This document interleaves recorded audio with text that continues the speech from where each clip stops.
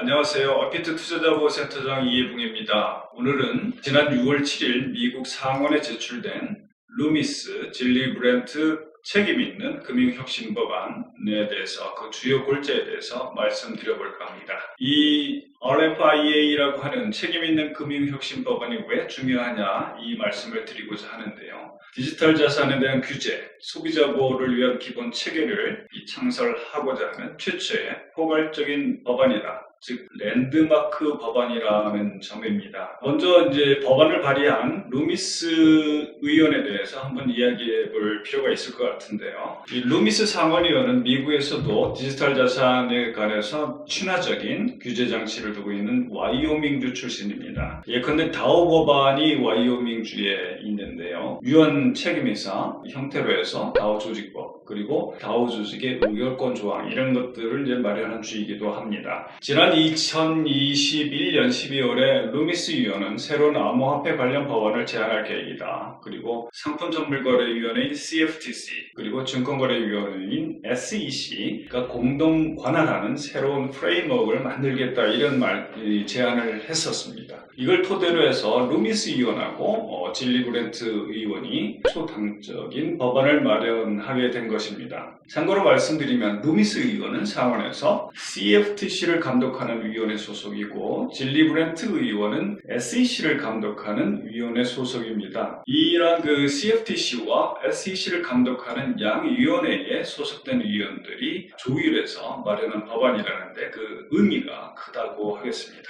이 법안의 골자를 정리하면 책임 있는 금융혁신 그리고 법률 정의 규정의 유연성 그리고 투명성, 강력한 소비자 보호를 장려하면서 동시에 디지털 자산을 세법, 증권법, 상품거래법, 소비자보호법제, 지급결제, 은행법 이런 그 기존 법률에 통합해서 디지털 자산 및 블록체인 산업의 확실성과 명확성을 제공하려고 하는데 그 취지가 있다 이렇게 말씀드릴 수가 있겠습니다. 그 법안의 면면을 간단히 이제 살펴본다면 정의를 이제 표준적인 정의를 마련하고 있습니다. 디지털 애셋이 뭔지, 디지털 애셋 중개업자는 누구인지, 분산원장은 무엇인지, 그리고 지급결정 스테이블 코인, 즉 페이먼트 스테이블 코인의 정의는 어떤 것인지, 스마트 컨트랙트는 어떤 것이고, 버추얼 커런시는 어떤 것인지, 여기 이제 디지털 자산이 CBDC를 포함하는 또 증권이나 일반 상품의 디지털 표시물을 포함하는 광범위한 정의 규정을 두고 있다는 점에서 여러분 잘 아시는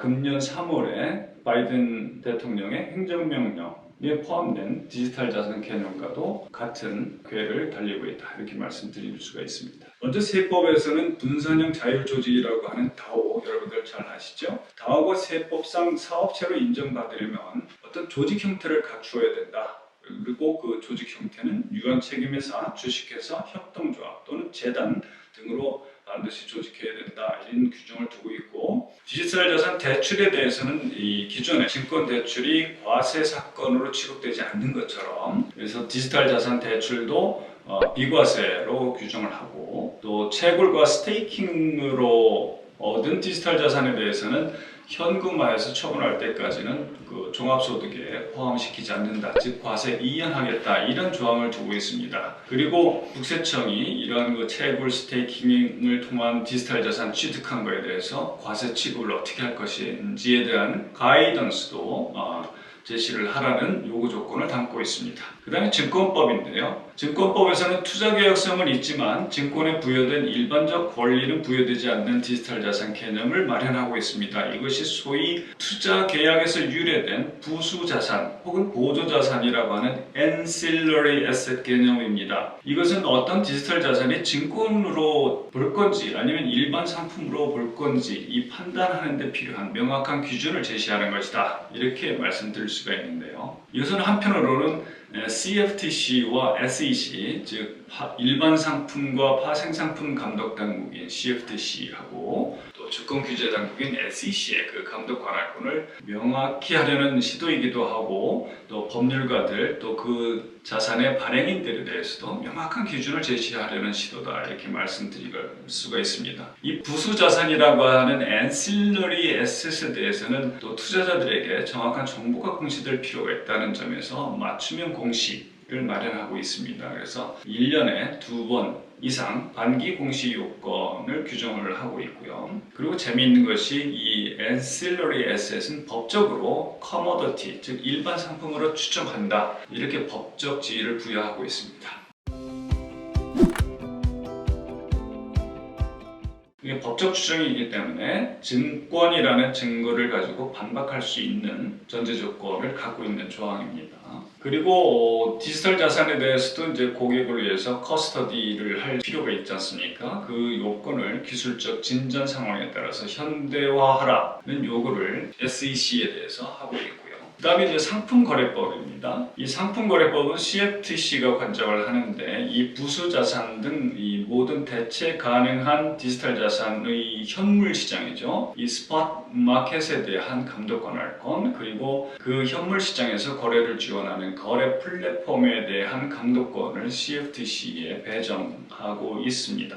CFTC에 등록하게 되는 디지털 자산 거래 플랫폼들은 CFTC가 정하는 핵심 원칙, 규정을 준수하도록 하고 있고 그 규정에서 정할 내용들을 제시하고 있습니다. 그 다음에 소비자보호 법제인데요. 디지털 자산 관련해서는 소스 코드가 있지 않습니까? 이 소스 코드에 대한 그 버전 정보를 공시를 해서 제공하라고 했고 그 디지털 자산의 법적 취급이 어떻게 된다는 것을 고객과의 계약 내용에 포함을 하도록 하고 있고 특히 이제 블록체인을 통해서 그 결제, 지급 결제가 이루어진다는 점에서 그 세틀먼트에 대해서 최종성 조건, 그런데 이 블록체인에 반영되는 시점이라든지 이런 것을 포함하도록 했고요. 그 다음에 지급결제법인데요. 최근에 이제 스테이블 코인, 특히 알고리즘 스테이블 코인으로 인한 시장에 큰 파급력이 이제 제기됐습니다. 이 지급결제용 스테이블 코인은 주로 이제 법정 화폐를 담보로 해서 발행되는 형태가 될 텐데요. 이러한 그 지급결제용 스테이블 코인을 발행할 수 있는 자가 누구인지 그 은행이라든지 저축 대부조합 이렇게 확장을 하면서 다만 기존에 이제 발행을 했던 스테이블 코인 발행인들도 진입에는 차등을 두지 않는 이런 그 균형 잡힌 조문을 포함을 하고 있습니다.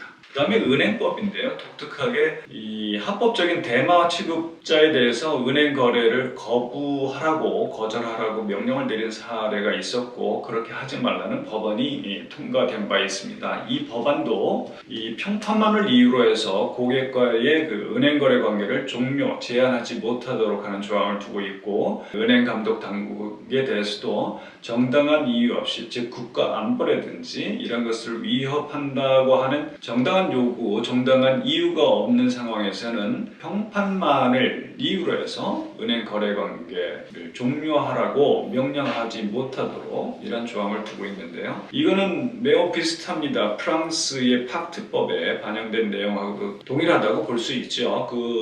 프랑스 팍트법에는 이렇습니다. 이 ICO를 하기 위해서 금융당국으로부터 비자를 받은 사업자에 대해서는 은행이 정당한 이유 없이 은행 거래 관계를 거절할 수 없도록 즉 은행 계정 접근을 허용하는 조항이 있습니다. 그래서 은행들은 객관적이고 비차별적이고 위험 비례적인 기준을 갖추고 은행 계정 접근을 허용해야 된다 이런 규정을 두고 있는데 루미스 질리브렌트 법안도 그러한 내용을 이제 담고 있는 것이 특징이다 이렇게 말씀드릴 수가 있습니다. 다음에 마지막으로 이제 연방기관 간의 조정 문제가 있는데요. 이 해석 지침을 요청하는 경우가 있지 않습니까? 그런데 이거를 무작정 기한을 끌지 말라는 것입니다. 6개월 안에 그 요청이 있으면 개별화된 해석 지침을 제공하라는 것이고 어떤 신청 사안에 대해서도 추가적인 정보를 내라는 요구를 하면서 1년 이상 끌지 말라 이런 조건 규정을 두고 있고 그다음 미국은 이제 여러 주가 있지 않습니까? 연방 합중국인데 한 주에서만 그 디지털 자산 관련해서 그 규제 샌드박스를 시행하지 말고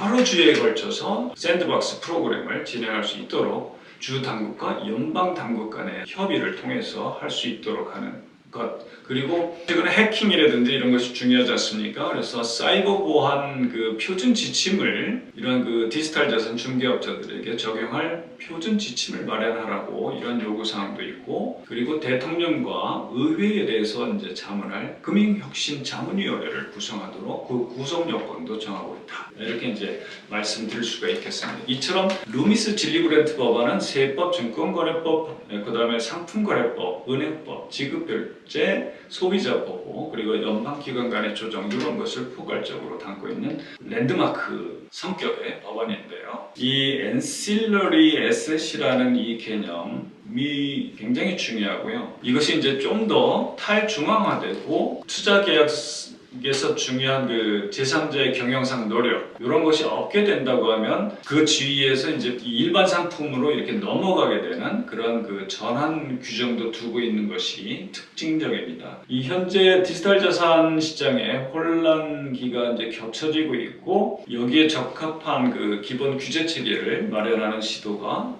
글로벌하게 범세계적으로 진행되고 있습니다. 유로존의 미카 법안과 더불어서 바이든 대통령의 행정명령에 따른 보고서 또 법률안 그리고 이번에 제안된 루미스 진리브랜트의 책임 있는 금융혁신법안 이런 논의들을 잘 살피면 우리나라도 보다 합리적인 또 깊이 있는 기본 체계를 마련할 수 있지 않을까 이런 생각을 합니다. 다음 시간에는 루미스 진리브랜트 법안의 그 엔실러리 에셋과 그 시사점 그리고 공시 요건에 대해서 좀 더 자세히 말씀드리도록 하겠습니다. 오늘의 투버센 인사이트는 여기까지고요. 다음 시간에 또 찾아뵙도록 하겠습니다.